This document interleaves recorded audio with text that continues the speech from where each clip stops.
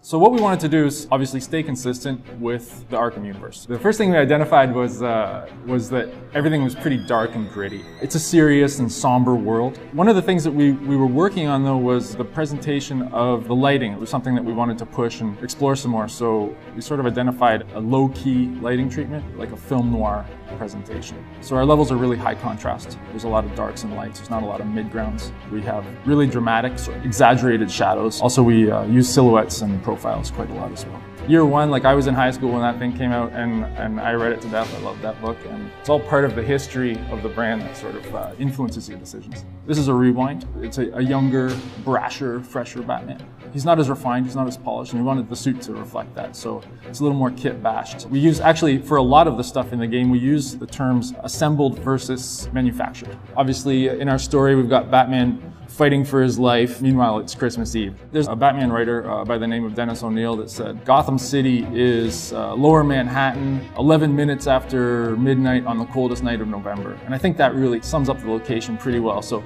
we kind of pushed that a little bit further. So instead of being the coldest night of November, now it's the coldest night of the year.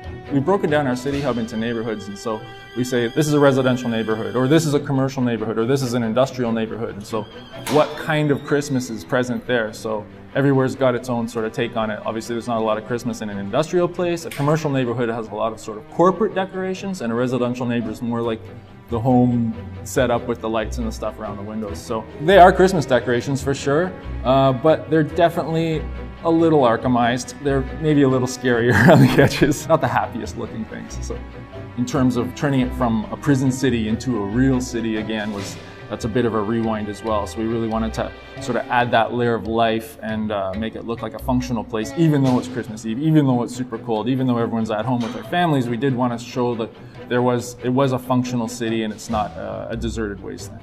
The Christmas and the snow changes everything. The impact is quite huge. It's unbelievable. You can be standing in a spot that you recognize really well, and it looks like a brand new spot. We've built a lot of stuff. Yeah, there's a lot to explore, that's for sure.